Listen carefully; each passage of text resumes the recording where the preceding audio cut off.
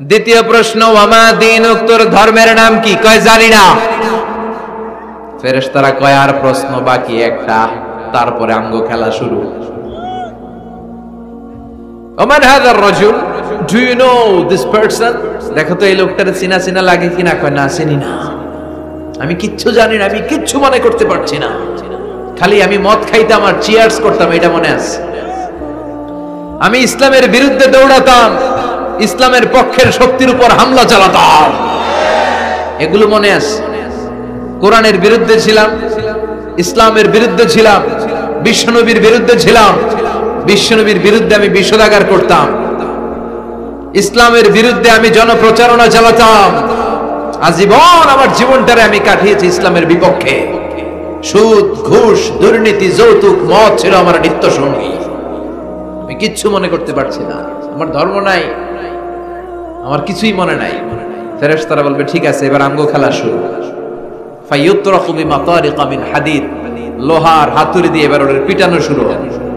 পিটাতে পিটাতে ওর গায়ের গোশত আর মাসেল গুলো থেতলে ফেলা হবে।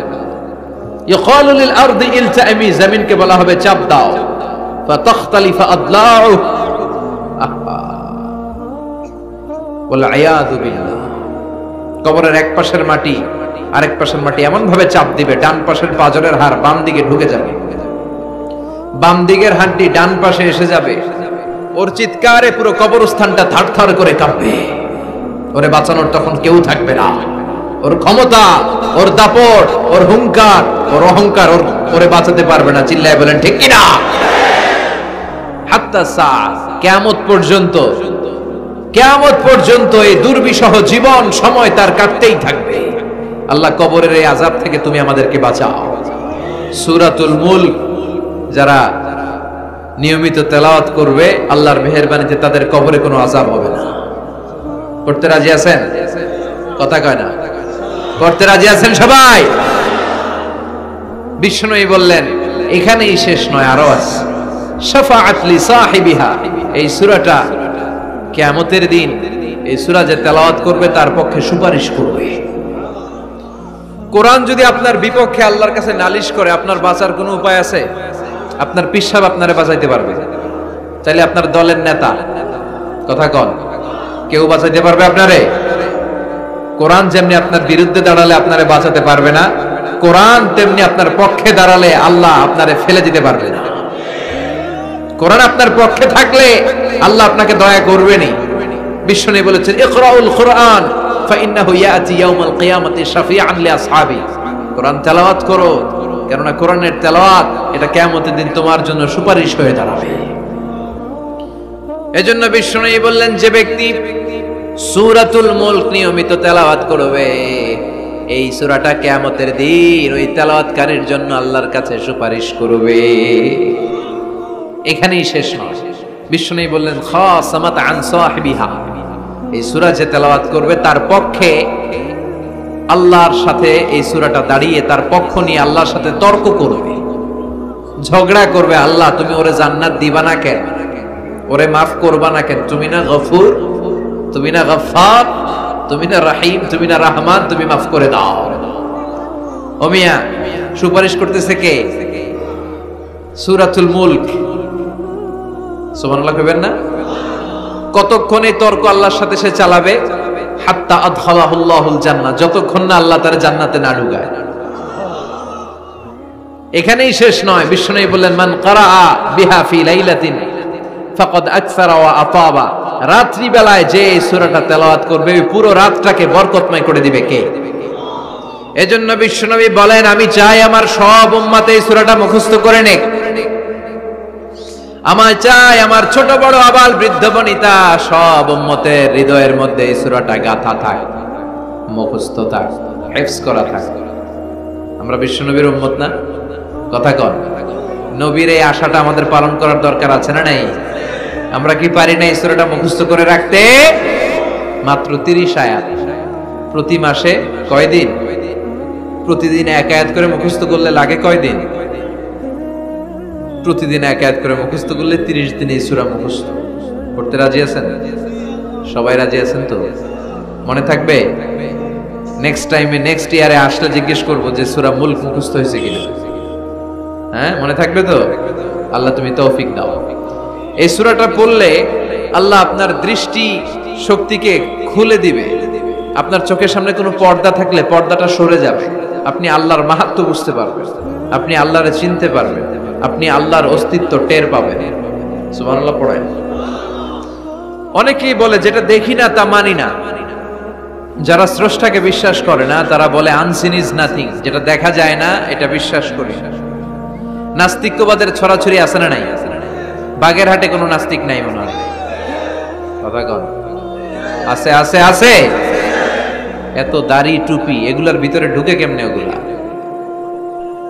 পিছনে পিছনে থাকে, এগুলা আজীবন পিছনে পিছনে থাকবে। কথা বলে। ইয়াং যুবক যারা আছো তোমরা একটা বই পড়বে, প্যারাডক্সিক্যাল সাজিদ, একটা বই আছে বাজারে, নাস্তিকদের বিভিন্ন প্রশ্নের জবাব। এই বইয়ের লেখক খুব ভালো করে ওই বইতে তিনি তুলে ধরেছেন। লেখকের নাম আরিফ আজাদ। এটা পড়লে শিক্ষিত যারা তাদের মনের মধ্যে এই ঘুরপাক করা প্রশ্নগুলোর উত্তর তারা পেয়ে যাবে। বইয়ের নাম প্যারাডক্সিক্যাল সাজিদ, আরিফ আজাদের লেখা। তো তার পাশাপাশি এই সূরাটা পড়লেও আমরা জানতে পারবো, কারণ এই সূরাটা হচ্ছে দি সূরা is an eye opener for us all. আমাদের সবার চোখ খুলে দিবে এই সূরাটা। আমাদের ঘুমন্ত বিবেককে জাগিয়ে তুলবে এই সূরাটা। যারা বলে যে স্রষ্টাকে দেখা যায় না তাদের জন্য এই সূরাটা একটা মেডিসিন। আল্লাহ কেমন যেন এই সূরায় বলতে চায়, ওপেন ইউর আই, তুমি তোমার চোখ খোলো না একটু। You must find your God, তুমি তোমার আল্লাহরে খুঁজে পাবা। আপনি আকাশের দিকে তাকান, বাতাসের দিকে তাকান, জমিনের দিকে তাকান, আল্লাহরে খুঁজে পাবেন। সাইয়েদনা ইব্রাহিম তারার দিকে তাকালেন, বললেন মনে হয় এটাই আমার রব। পরে দেখে তারা নাই, কয় না না, আমার রব তো আমার ছেড়ে চলে যেতে পারে না।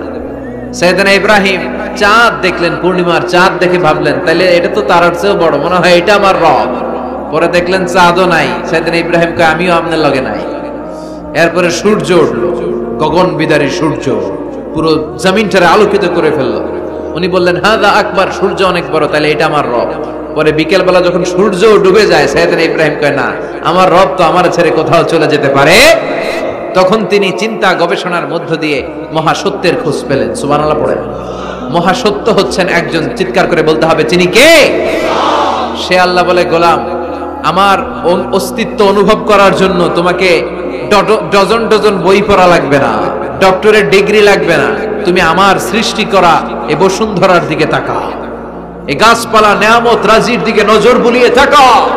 তুমি সাগর দেখো, তুমি পাহাড় দেখো, তুমি ঝর্ণা দেখো, ঝর্ণার কলকলো আওয়াজের ভেতরে আমি আল্লাহরে খুঁজে পাবা। কথা কন। ঝর্ণা দেখছেন কেউ কোনোদিন? বাগেরহাটে আছে? কোথায় যেয়ে দেখছেন? সিলেটে, হিমছড়িতে। আহা, ঝর্ণার সামনে দাঁড়ালে বোঝাই যায় একজন এটাকে নিয়ন্ত্রণ করছে। একজন আছে, একজন থাকা লাগবে, একজন থাকা চাই যাকে ছাড়া মহাবিশ্ব এত সুন্দরভাবে চলতে পারে না। সাগরের দিকে তাকান। কক্সবাজারে গেছেন আপনারা?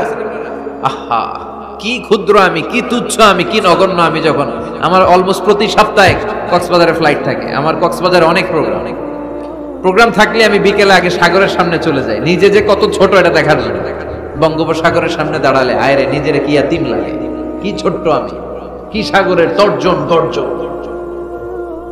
হিমছড়িতে যখন যাই, সিলেটের মাধবকুণ্ডে যখন যাই, মালয়েশিয়াতে মাঝে মাঝে যাই, ক্যামেরন হাইল্যান্ডে কিছু ওয়াটারফল আছে।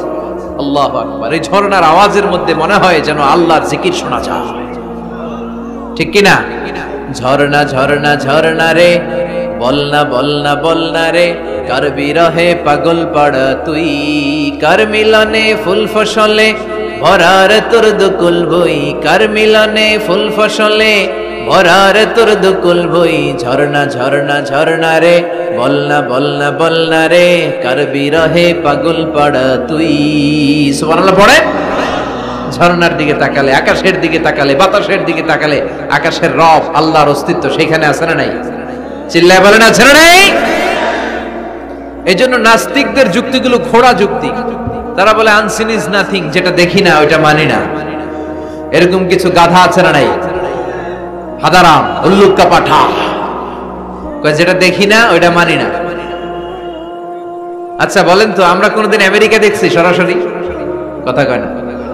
টিভিতে দেখছি, বইতে দেখছি আমেরিকার ছবি, কিন্তু সরাসরি এটা আমেরিকা দেখছি, তাই বলে আমরা আমেরিকা মানি না? কথা বলেন। নাস্তিক যারা কথা বলে এরা বাতাস দেখতে পায়? উত্তর দেন, বাতাস দেখা যায়? তো নাস্তিকের যারা দল, নাস্তিকের গোষ্ঠী, ওরা কি বাতাসকে মানে না? Why do you believe on that? Why do you believe on air in the atmosphere? বায়ুমণ্ডলে যে বাতাস আছে এটা কেন মানো? বাতাস তো দেখো না। কে কারো যখন মাইগ্রেনের পেইন হয় মাথায়, আমার প্রচন্ড ব্যথা, আপনারা কি দেখতে পাচ্ছেন ব্যথাটা? কিন্তু মাথায় যে ব্যথা হয় এটা আপনারা মানেন না? নাস্তিকেরা মানে না?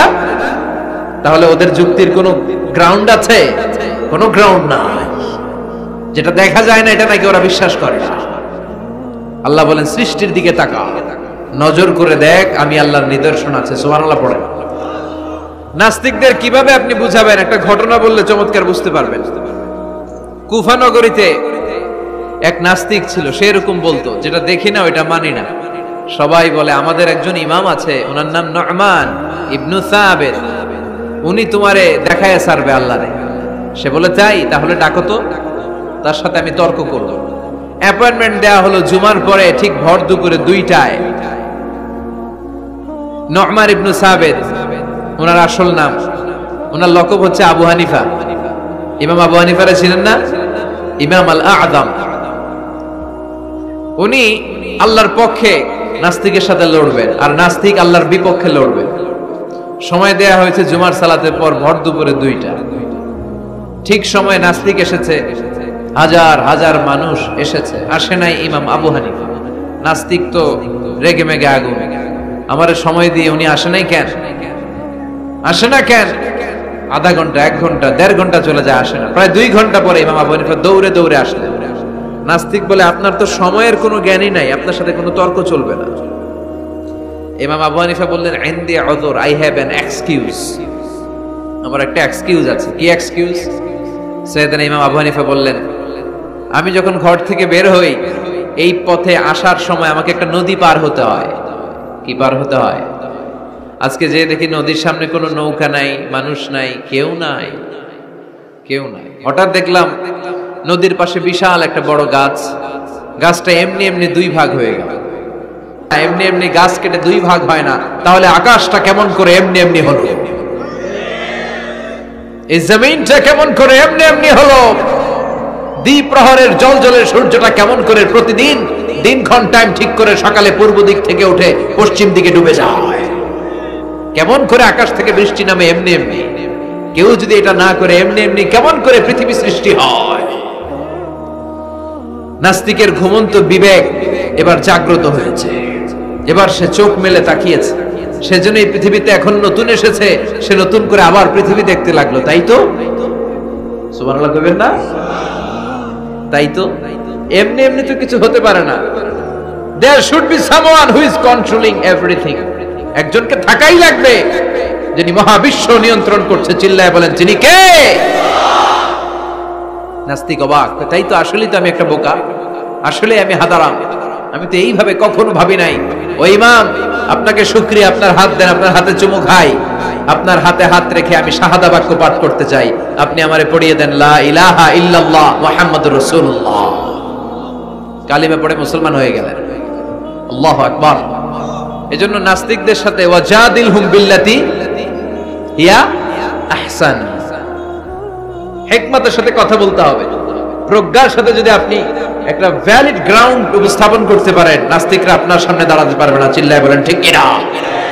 এই নাস্তিকদের জন্য অনেক দিক নির্দেশনা, ডোজ, মেডিসিন আল্লাহ সূরার ভেতরে দিয়েছেন। সূরাটার নাম সবাই বলতে হবে। সবাই বলেন, সবাই কইছেন? সূরার নাম সূরা মুলক। চিল্লায় বলেন কি নাম? সূরাতুল মুলক।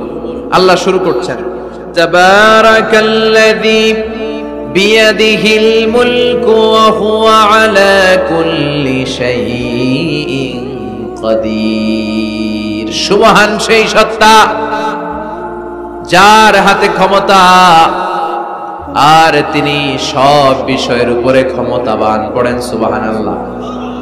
তাবারাকাল্লাযী, সুবহান সেই সত্তা, বিয়াদিহিল মুলকু, যার হাতে সব ক্ষমতা, ওয়া হুয়া, আর তিনি, আলা কুল্লি শাইইন কাদির, সব বিষয়ে ক্ষমতাবান। তিনি কে?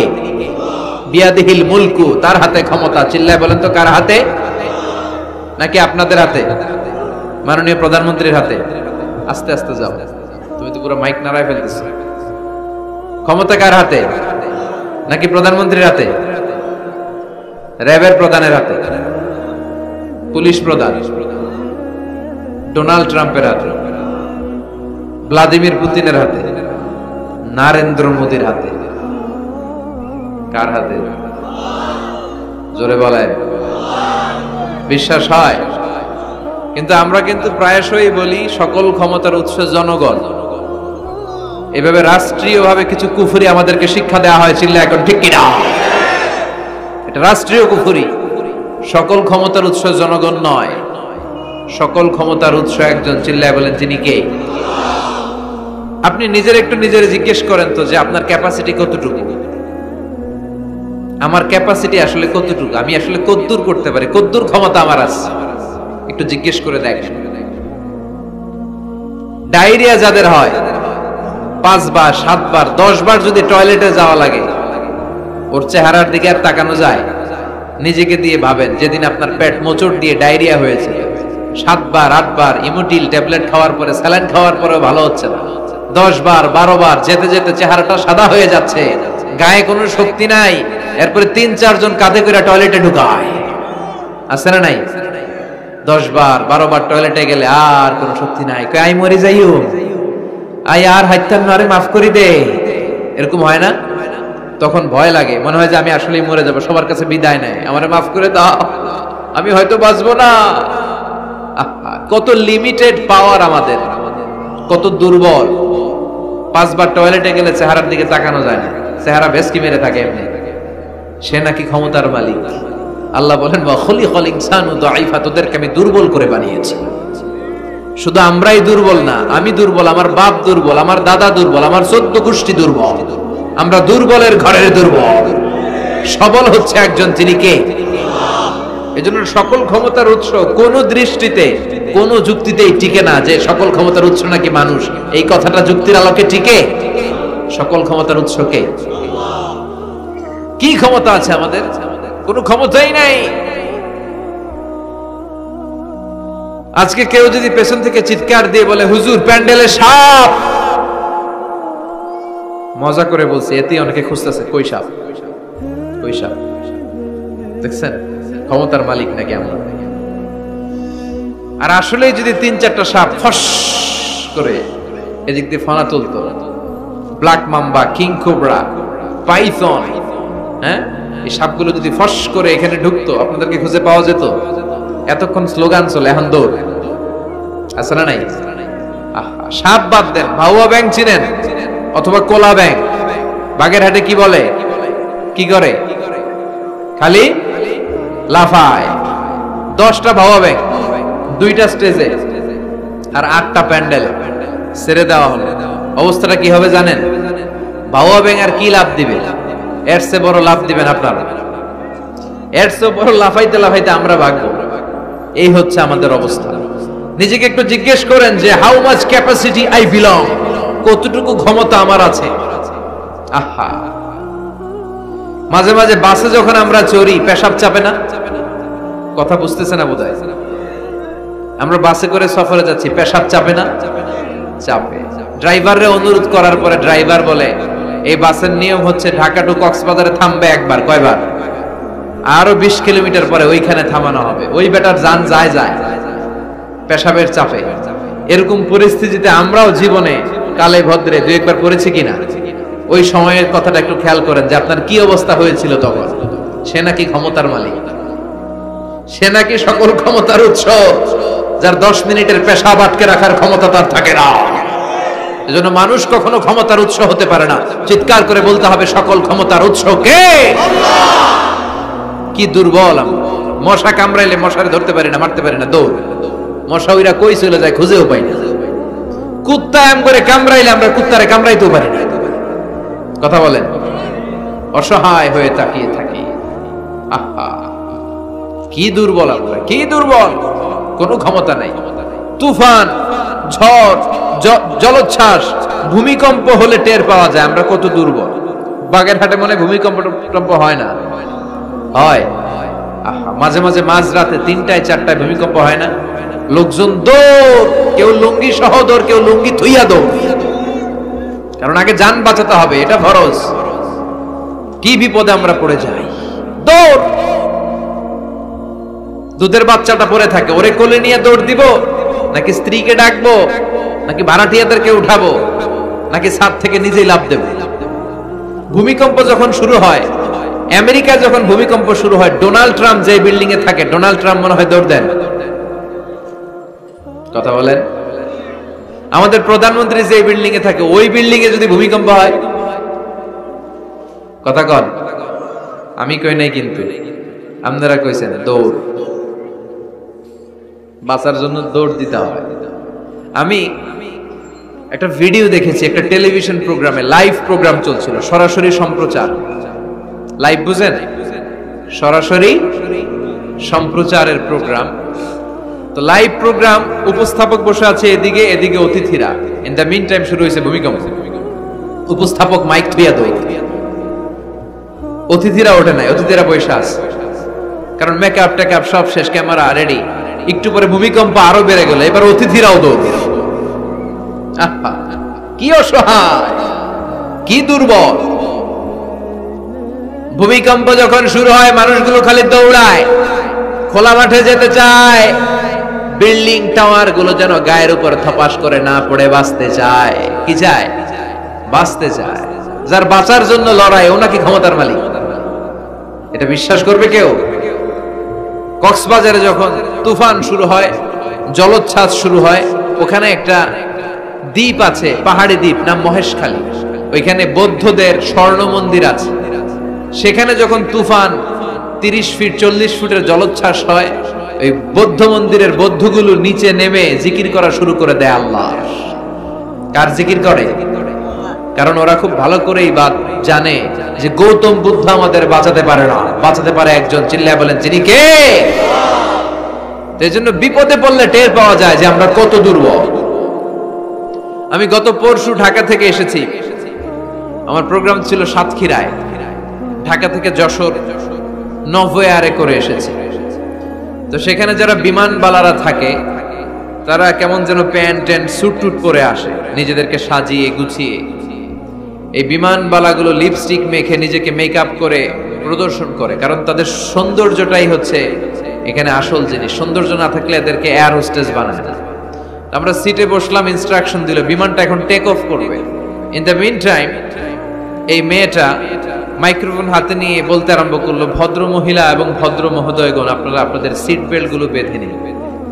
এখনই আমাদের উড়োজাহাজটি শাহজালাল আন্তর্জাতিক বিমানবন্দর থেকে 14,000 ফিট উপর দিয়ে যশোর বিমানবন্দরে উদ্দেশ্যে ছুটবে। আল্লাহু আকবার, আল্লাহু আকবার, আল্লাহু আকবার। তো আমি ঘাড় ঘুরে তাকাইলাম, কি রে আল্লাহু আকবার বলে কেডা? পরে তাকিয়ে দেখি ওই মেয়েই পড়তেছে, কাগজের মধ্যে লেখা।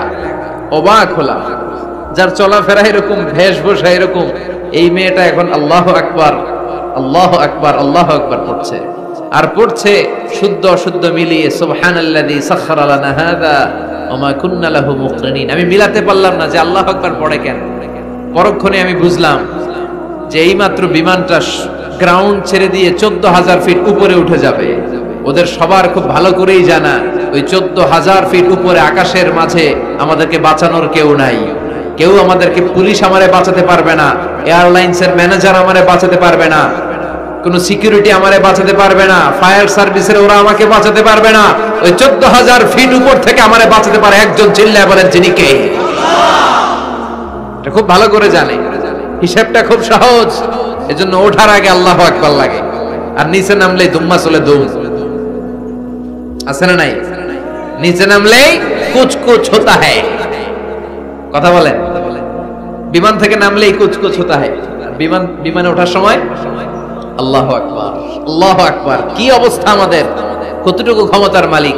আসলে আমাদেরকে আল্লাহ তেমন কোনো ক্ষমতাই দেয় নাই। ক্ষমতার মালিককে সে আল্লাহ বলছেন, তাবারাকাল্লাযী বিয়াদিহিল মুলকু ওয়া হুয়া আলা কুল্লি শাইইন কাদির। সুমহান সেই সত্তা যার হাতে ক্ষমতা। চিল্লায় বলেন, ক্ষমতা কার হাতে? আল্লাহর হাতে ক্ষমতা। তিনি আজীবন ধরে ক্ষমতার চেয়ারে আসেন, তার ক্ষমতার চেয়ার কেউ কেড়ে নিতে পারবে না। কথা বলেন, কথা কানাকে। বিএনপির ক্ষমতার চেয়ার কেড়ে নেয় আওয়ামী লীগ, আওয়ামী লীগের ক্ষমতার চেয়ার কেড়ে নেয় বিএনপি, এগুলো আমরা দেখছি না? এখন অবশ্য লম্বা সময় ধরে বাংলাদেশ আওয়ামী লীগ ক্ষমতার চেয়ারে আছে। হয়তো কোনো কারণে আওয়ামী লীগের পর আবার নতুন কোন দল ক্ষমতায় আসতে পারে কি পারে না। এভাবে পৃথিবীর রদবদল হয়। আজীবনের জন্য কেউ ক্ষমতার চেয়ারে বসে থাকতে পারে একজন ছাড়া, তিনি কে? আল্লাহ। সেই যে ক্ষমতার চেয়ারে বসছে, কেউ আল্লাহর ক্ষমতার চেয়ার কেড়ে নিতে পারবে? চিল্লায় বলেন, পারবে? এই পৃথিবীতে যারা ক্ষমতায় আসে তাদের কারো ক্ষমতার মেয়াদ 5 বছর। এই যে বাংলাদেশ আওয়ামী লীগ নতুন করে ক্ষমতায় এলো, মেয়াদ কয় বছর? কথা বলেন, 5 বছর। কোন কোন দেশে 10 বছর। আল্লাহ যে ক্ষমতার চেয়ারে বসছে, আল্লাহর ক্ষমতার মেয়াদ কয় বছর? 20 বছর। কি কয়? হ্যাঁ, 50, 100 বছর। কয় বছর? আজীবন মেয়াদ। সুবহানাল্লাহ কইবেন না? হুয়াল আউয়াল ওয়াল আখির ওয়াল যাহির ওয়াল বাতিন ওয়া হুয়া বিকুল্লি শাইইন আলীম। আল্লাহ বলে, আমি প্রথম, আমি শেষ, আমি গোপন, আমি প্রকাশ্য। আমি চিরকালের জন্য ক্ষমতার চেয়ারে বসেছি, কোনোদিন এই চেয়ার আমি ছাড়বো না। ঠিক কি না? উনি আজীবন ক্ষমতার মালিক। উনি শুরু থেকে আছেন, শেষ পর্যন্ত থাকবেন। সুবহানাল্লাহ পড়ে। আমার কথা কি বোঝা যাচ্ছে? বুঝতে পারতেছেন? পৃথিবীর অনেক দেশে আবার ডেমোক্রেটিক সিস্টেমে ভোটে জিতে ক্ষমতায় আসতে হয়। যেমন আমাদের দেশ ডেমোক্রেটিক কান্ট্রি, ভোট যার বেশি ক্ষমতা তার বেশি, ভোট পেয়ে ক্ষমতায় আসে। তো আল্লাহ তো ভোটে জিতে মনে হয় ক্ষমতায় আসছিল না, ভোট ছাড়া আসছে, কারচুপি করে আসছে আল্লাহ। হ্যাঁ, অনেক দেশে রাজতন্ত্র, মোনার্কি সিস্টেম, রাজার পোলা রাজা। আল্লাহর বাবা ছিল রাজা, এজন্য আল্লাহও রাজা। কথা বলে, আল্লাহ বলে না, ভোটে জিতে আমার ক্ষমতার চেয়ারে বসা লাগে নাই। আমার বাবা নাই, আমার ছেলে নাই, আমার কেউ নাই, আমি একাই সব ক্ষমতার মালিক। আমি চিরকালের জন্যই ক্ষমতার চেয়ারে বসা। চিরকাল, আজীবন তিনি ক্ষমতার চেয়ারে থাকবেন। আবার অনেক সময় দেখা যায় ক্ষমতায় যেতে হলে অন্যান্য পার্টির সাথে কোয়ালিশনে যেতে হয়, শরিক বানাতে হয়। আল্লাহর ক্ষমতায় তো শরিক আছে না? আছে। আল্লাহ বলেন, ওয়ালাম ইয়াকুল্লাহু শারীকুন ফিল মুলক। আমার ক্ষমতায় কোনো পার্টনার নাই, কোনো শরিক নাই। তোদের মতো আমি কারোর সাথে জোট করি নাই। জোট ছাড়া, শরিক ছাড়া, কোয়ালিশন ছাড়া আমি ক্ষমতার চেয়ারে বসা। আজীবন আমার ক্ষমতার মেয়াদ। কেউ আমার ক্ষমতার চেয়ার থেকে নামাতে পারবে না। পৃথিবীর অনেক দেশের এরকম নমুনা আমরা জানি। আন্দোলন করে সরকারকে ক্ষমতার চেয়ার থেকে নামানো হয়, আছে না নাই? গণ অভ্যুত্থান করে চেয়ার উল্টে দেওয়া হয়, মিলিটারি কু হয়, ক্ষমতার চেয়ারে আর থাকা যায় না। তো আমরাও যদি সবাই মিলে একটা আন্দোলনে নামি, তাহলে আল্লাহর ক্ষমতা শেষ। কি বলেন? আমরা 700 কোটি মানুষ, আমাদের সাথে পারবে আল্লাহ? 700 কোটি মানুষ আন্দোলন করলেও আল্লাহরে নামাতে পারবে না? বুঝে শুনে উত্তর দিয়েন। 700 কোটি কিন্তু পারবে? পারবে? আচ্ছা, জিন জাতিরা যদি বলে, জিনেরা তো আমাদের চেয়েও পাওয়ারফুল, তারা যদি বলে, ও মানব জাতি, আমরাও তোদের সাথে আছি, আল্লাহরে মানি না। মানুষ জিন ভাই ভাই, আল্লাহর আর রক্ষা নাই। তাহলে আল্লাহর ক্ষমতা শেষ? তাও না। কি বলে এগুলো? বলে কি? আচ্ছা, ফেরেশতারাও যদি বলে যে আমরাও আল্লাহর আর মানছি না, আমরা জিনেরা মানুষেরা 3 দলীয় জোট, 3 দলীয় জোট হলেও পারবে না। আল্লাহ বলে, গোটা বিশ্বের সবাই মিলে যদি আমার বিরুদ্ধে আন্দোলনে লেগে যাস, আমার ক্ষমতার 1 ইঞ্চিও কমাতে পারবি না। এজন্য রাব্বুল আলামিন বলেন, তাবারাকাল্লাযী বিয়াদিহিল মুলকু ওয়া হুয়া আলা কুল্লি শাইইন কাদির। সুমহান সেই সত্তা যার হাতে ক্ষমতা, ক্ষমতা কার হাতে?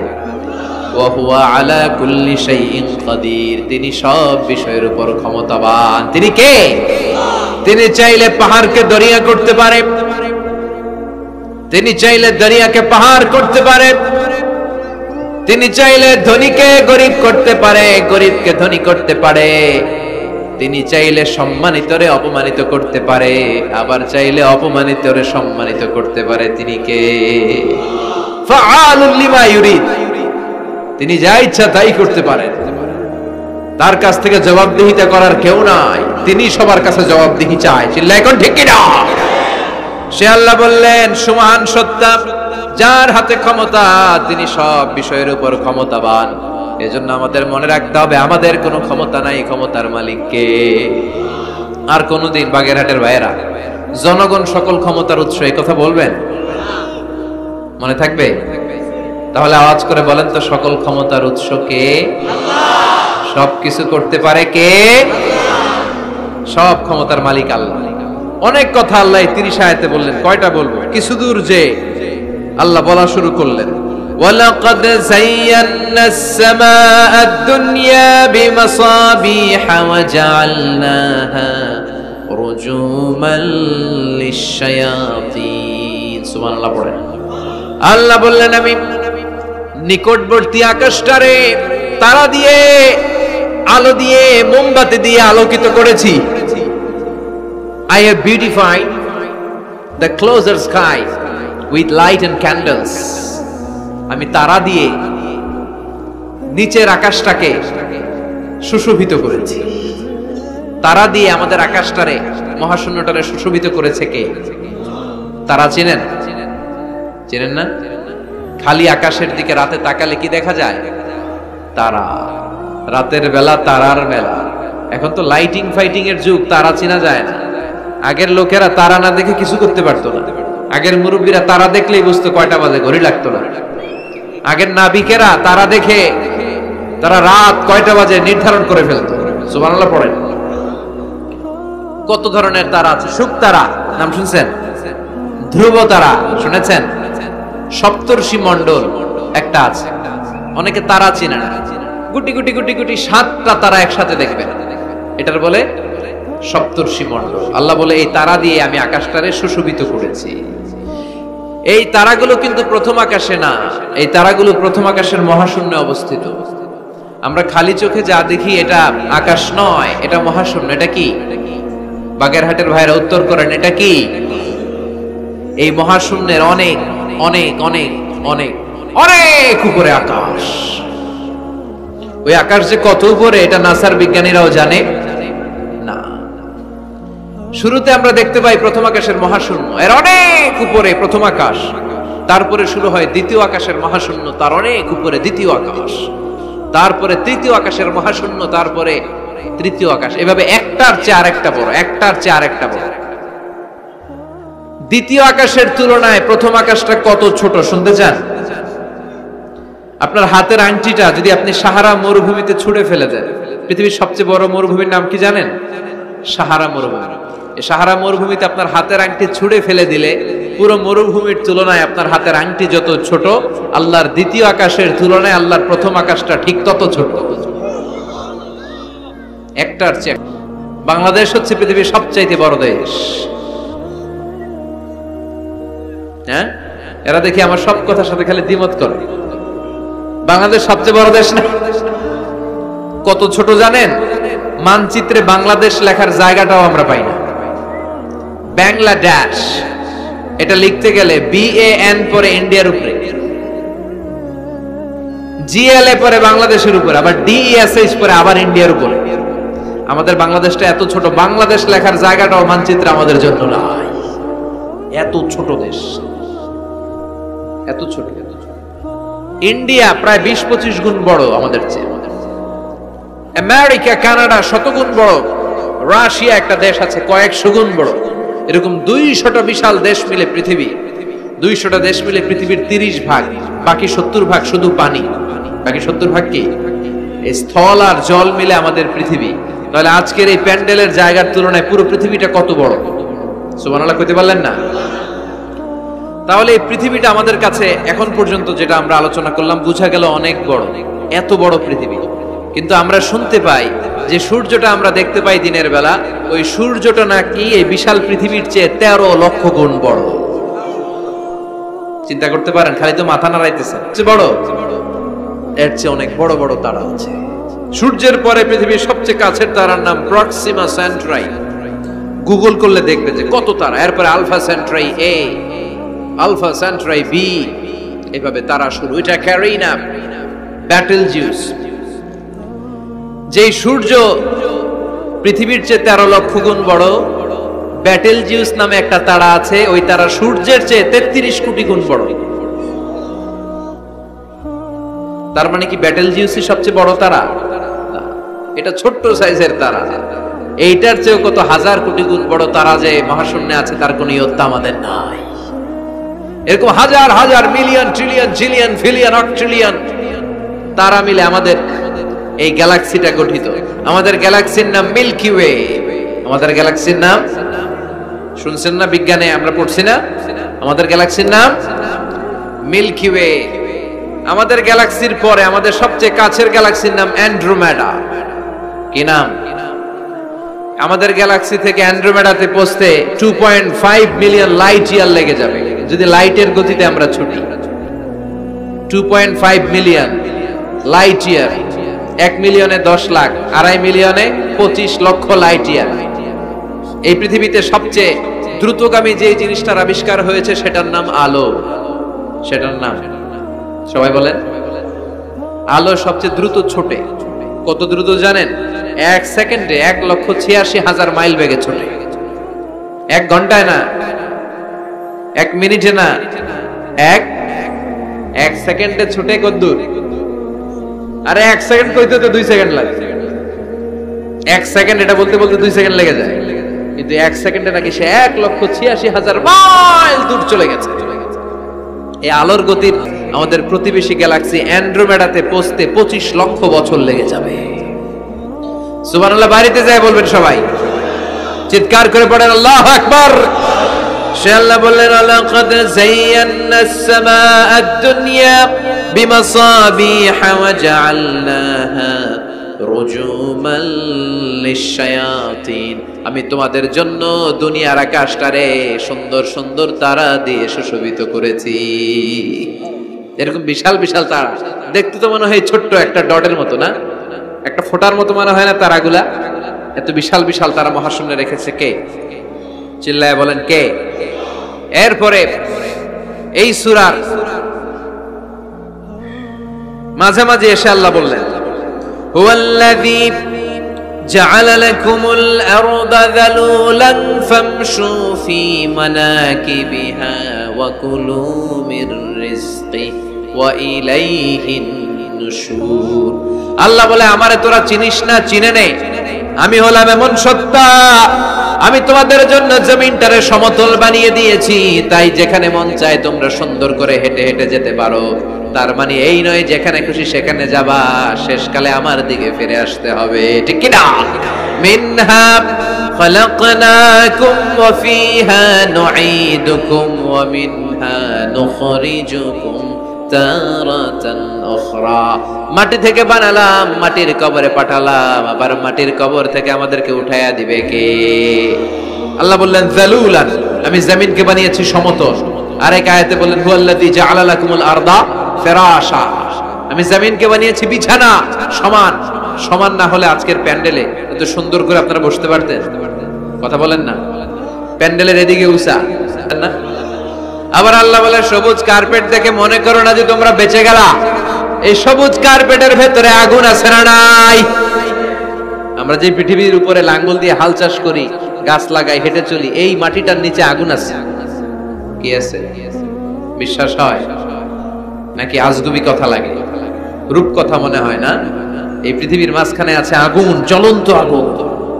আল্লাহ কোরআনে কসম কেটেছেন, ওয়াল বাহরিল মাসজুদ, ফুটন্ত টকবকে সাগরের পানির কসম। আমেরিকান নেভাল একাডেমির সায়েন্টিস্টরা তারা হিসাব মিলাতে পারে না। সাগরের পানি দেখি ঠান্ডা, কিন্তু আল্লাহ কয় ফুটন্ত টকবকে সাগরের পানির কসম। এই গরম আল্লাহ পাইলো কই? তারা ভাবলো নিশ্চয়ই ভিতরে গরম আছে, নাইলে গরম আসলো কোত্থেকে? দেখি তো কোরআনের কথা সত্য কিনা। তারা সবসময় কৌতূহলী। এই কৌতূহলী তাদেরকে মহাবিশ্বের সুপার পাওয়ারের আসনে আসীন করেছে। আমাদের কোনো কৌতূহল নাই, আমগো আছে ফতুয়াবাজি। কথা কন। আমি তবলিগ, বাকি সব কাফের। আমি জামাত ইসলাম, বাকি সব মুনাফিক। আমি আহলে হাদিস, বাকি সব ঈমান হারাম। কথা কন। এই গুতাগুতি আছে না নাই? ফতোয়াবাজি আছে না নাই? একজনের পিছনে আরেকজন আছে না নাই? কি কারণে যে ফতোয়াবাজি করে, গীবত করে লেগে থাকে আল্লাহই জানে। এরা কি বুঝে এগুলো করে আল্লাহই জানে। খালি ফতোয়াবাজি, খালি গীবত, কেউ কারো ভালোটা দেখতে পারে না। একজন দাওয়াতি কাজ করতেছে, হকের কথা বোঝাচ্ছে, হাজার হাজার মানুষ তার স্পষ্ট ভাষা আর সহজ সাবলীল ব্যাখ্যার কারণে ইসলামের সৌন্দর্য খুঁজে পেয়েছে, কিন্তু তারেও ঠ্যাং ধরে নিচে নামাতে চায়। এটা বাংলাদেশ, এমন দেশটি কোথাও খুঁজে পাবে না কো তুমি। আহা, খালি ফতোয়াবাজি। একজন বলছিল বাংলাদেশের জাতীয় খেলা হাডুডু কেন? আরেকজন কয়ের কারণ বাংলাদেশে কেউ কারো ভালোটা সহ্য করতে পারে না। একটা উপরে উঠতে ছেলে সাইড দিয়ে ধরে ঠ্যাং ধরে টেনে নামায়। হাডুডু খেলা দেখছেন? একটা সামনে গেলে সবাইকে কাবাডি কাবাডি কাবাডি কাবাডি করে ঠ্যাং ধরে, খালি বাগেরহাটে কাবাডি নাই মনে হয়, দেখছেন কিরকম খেলে? একজন সামনে গেলে সবাই ঠ্যাং ধরে নিচে নামে। এটা এই দেশের জাতীয় খেলা। এদেশে কেউ ভালো পথে হাঁটতে চাইলে, উপরে উঠতে চাইলে খালি ফতোয়াবাজি। এই ফতোয়াবাজি থেকে আল্লাহ তুমি আমাদেরকে বাঁচাও। আমরা যেন হৃদয়টা প্রশস্ত করে একে অপরকে মুসলিম ভাই মনে করে বুকে টানতে পারি। আমরা খালি পিছাই, সর। বিশ্বনবী আসছে কাছে টানার জন্য, আমরা খালি পিছাই, খালি অন্যের দোষ খুঁজি। নিজের মধ্যে যে কত দোষ, নিজের মধ্যে দোষের শেষ নাই, ওইদিকে কোনো চিন্তা নাই, খালি অন্যের দোষ খোঁজা। আছে না নাই? কিছু লোক দেখবেন খালি সবার ওর এই সমস্যা, ওর এই সমস্যা, ও তোর কি সমস্যা, তোর সমস্যা কি এটা বল। আল্লাহ মানসিকতা থেকে তুমি আমাদেরকে বাঁচাও। আমাদের হৃদয়টা যেন ব্রড হয়, প্রশস্ত হয়, অন্তরে যেন রোগ না থাকে। যারা এগুলো করে এদের হৃদয়ে রোগ। ফি কুলুবিহিম মারাদ, কার কথা? ফাযাদাহুমুল্লাহু মারাদা, ওদের অন্তরে রোগ, আল্লাহ রোগ আরো বাড়ায় দেয়। এজন্য অন্তরের পরিচ্ছন্নতাটা সবচেয়ে দামি। কিছু লোক আছে চেহারা ধবধবে সাদা, কলিজাটা পাতিলের তলার মতো কালো। আছে না নাই? হৃদয়টাকে সাদা করতে হবে, অন্তরটারে প্রশস্ত করতে হবে, তা না হলে এদেশে ইসলামের নামে কোনো ঐক্য হবে না। চিল্লা এখন ঠিক কিনা? হৃদয়টাকে যেন আমরা প্রশস্ত করি, কোরআন সুন্নাহর আলোকে একে অপরকে ভাই মনে করে যেন আমরা একজনকে আরেকজনকে বুকে আগলে নিতে পারি। আমরা যেন বিভেদ না ছড়াই, আমরা যেন হিংসা না ছড়াই, আমরা যেন এক হতে পারি। আল্লাহ তৌফিক দান করুন। আল্লাহ বলে গোলাম নিচে কিন্তু আগুন আছে। নেভাল একাডেমির ইঞ্জিনিয়ার কয়, আল্লাহ কয় কি আগুন আসলো কোত্থেকে? এটা তো মাটি। সে পাইপ দিয়ে সাগরে গবেষণা শুরু করলো। শুনতেছেন? পাইপ ঢুকালো, সাগরের তলা পেল। তোমরা মনে করেছো বেঁচে যাবা, যে কোনো সময় আমি আল্লাহ খাসাফ মানে ভূমি ধস করে দিতে পারি, জমিনটা কাঁপিয়ে দিতে পারি। এখন যদি এরকম কাঁপাকাঁপি শুরু হয় কি করবেন? আপনারা বাঁচাইবো কে? আমাদের দলের নেতা কে বাঁচাবে? যে কোনো সময় জমিনটা কাঁপিয়ে দিতে পারে আমি, যে কোনো সময় আকাশ থেকে শিলাবৃষ্টি বর্ষণ করতে পারি আমি। আইয়ুরসিলা আলাইকুম হাসিবা ফাসাতা'লামুনা কাইফা নাযীর। আকাশ থেকে আমি বৃষ্টি আমি প্রেরণ করতে পারি। গত 2 দিন আগের ঘটনা, আমাদের ঢাকা কুমিল্লায় হয়েছে, বাগেরহাটে মনে হয় নাই, শিলাবৃষ্টি হয়েছে। শিলাবৃষ্টি দেখছেন জীবনে? মাঝে মাঝে এত বড় সাইজের শিলাও কিন্তু পড়ে। এটা মাথায় পড়লে বাঁচবেন? কথা কন। গরু ছাগলের মাথায় পড়লে বাঁচবে? টিনের ঘরের উপরে পড়লে বাঁচবে? এই শিলাবৃষ্টি আল্লাহ পাঠাতে পারে কি পারে না? তার মানে আল্লাহ বলে তোমরা এমন জমিনে বসবাস করো, নিচে আছে আগুন, উপরে আছে শিলাবৃষ্টি, পাথর বৃষ্টি, অ্যাসিড রেইন, আছে না নাই? উল্কা বৃষ্টি প্রেরণ করতে পারে।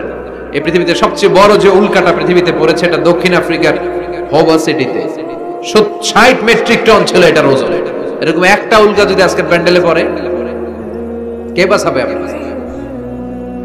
আল বাহরু জুনদুম মিন জুনুদিল্লাহ, সাগর এটা আল্লাহর সৈনিক, বাতাস আল্লাহর সৈনিক, আগুন আল্লাহর সৈনিক। যে কোনো মুহূর্তে এই আগুন বাতাস দিয়ে আমাদেরকে শেষ করে দিতে পারেন। এই শিলা বৃষ্টি দিয়ে, এই পাথর বৃষ্টি দিয়ে, হোমোসেক্সুয়ালিটি, সমকামিতায় তারা এটা ছড়িয়ে ফেলেছিল গোটা বিশ্বে। আল্লাহ সাইয়েদনা জিব্রাইলকে বললেন একটা চিৎকার মারো, ফাআখাযাতহুমুস সাইহা। উনি জর্ডানে যে একটা চিৎকার দিলেন, সব কানের পর্দা ফেটে লাশ হয়ে পড়ে গেল। ফাজআলনা আলিয়াহা সাফিলাহা, আল্লাহ বলেন জমিনটারে উপর করে জিব্রাইল তুমি মাটির নিচে আছড়ে ফেলে দাও। পুরোটা এখন একটা ডেড সি হয়ে গেছে, মৃত সাগর। এটার মধ্যে লবণের ঘনত্ব এত বেশি, এই সাগরে কোনো মাছ নাই, চিংড়ি নাই, ব্যাঙ নাই, কাঁকড়া নাই, কিচ্ছু না। এটা গজবের জায়গা। ওইরকম গজব দেওয়ার ক্ষমতা আর আল্লাহর তো আর এখন নাই। কয় কি সেই কবে ক্ষমতা, যে কোনো মুহূর্তে আযাব পাঠাতে পারে কে? শুধু বিশ্বনবীর দোয়ার বরকতে আমরা বেঁচে যাই। বিশ্বনবী দোয়া করেছেন, আল্লাহ অন্য উম্মতদেরকে যেমনি একবারে মেরে দিয়েছেন, আমার উম্মতকে আপনি ভেবে মেরে দিয়েন না। এজন্য সে আল্লাহর কাছে ফরিয়াদ করার দরকার আছে না নাই? সে আল্লাহর গোলাম হওয়ার দরকার আছে না নাই? এরপর আল্লাহ বললেন, আওয়ালাম ইয়ারা ইলা তাইরি ফাওকাহুম সাফাতিন ওয়া ইয়াকবিদনা মা ইউমসিকুহুন্না ইল্লার রাহমান ইন্নাহু বিকুল্লি শাইইন বাসীর। সুবহানাল্লাহ পড়ে। আল্লাহ নাস্তিকদের বলে, তোরা আল্লাহরে খুঁজে পাস না, আমাকে খোঁজার জন্য দূরে যাওয়ার দরকার নাই, আকাশের মুক্ত বিহঙ্গের দিকে তাকা। মুক্ত বিহঙ্গ, হংস বলাকা। বাংলাদেশ বিমানের পাখিগুলোর নামে নাম করছে। একটা বিমানের নাম আছে পালকি, একটার নাম আছে রাজ হংস বলাকা। হ্যাঁ, এক একটার নাম। এই বলাকায় পাখিগুলোর দিকে তাকা। আল্লাহ বলে, নাস্তিকরা কি পাখির দিকে তাকায় না? পাখির দিকে তাকালে আমি আল্লাহরে খুঁজে পাবো। আল্লাহ বলেন, মা ইউমসিকুহুন্না ইল্লার রাহমান। এই যে পাখিগুলো হাত মেলে রাখে, আবার হাত গুটিয়ে আনে, শূন্যে যে ভেসে থাকে, পাখিগুলোরে ভাসিয়ে রাখে কে? চিল্লায় বলেন। কোরআনে পাখির কথা আছে না নাই? ওয়া আরসালা আলাইহিম তায়রান আবাবিল। আবার কাবা ভাঙতে এলে পাঠাওয়া বাবিল। দাও খোদা দাও আমায় আবার উমর দারাজ দিল। দাও খোদা দাও আমায় আবার উমর দারাজ দিল। সুবহানাল্লাহ পড়ে। আবার আল্লাহ বললেন, জান্নাতীরা যখন জান্নাতে ঢুকবে, পাখির ভুনা গোশত দিয়ে জান্নাতীদেরকে মেহমানদারি করাবে কে? প্রথম খাওয়াবে মাছের ভুনা কলিজা। The first snack will be served in paradise is fish liver fry. awwalu ta'am ya'kuluhu ahlul jannati fa ziyadatu kabidil hut. মাছের ভুনা কলিজা দিয়ে জান্নাতীদেরকে মেহমানদারি করাবে কে? এটা খাওয়া শেষ, এরপরে তাজা পাখির ভুনা গোশত খাইবেন। পাখির ভুনা গোশতের কথা শুনে অনেকের জিহ্বায় পানি আসতেছে। ইনশাআল্লাহ কইবেন না? আবার সাইয়েদনা সুলাইমান আলাইহিস সালামের একটা পাখি ছিল। পাখির নাম কি? দেখেন কত পাখির নাম আল্লাহ কোরআনে বলবে। আপনারা জিওগ্রাফিক্যাল চ্যানেল দেখবেন, দেখবেন যে কত হাজার পাখি আল্লাহ তাআলা বানিয়ে রেখেছে। এই পৃথিবীর সবচেয়ে ছোট পাখিটার নাম হলো হামিং বার্ড।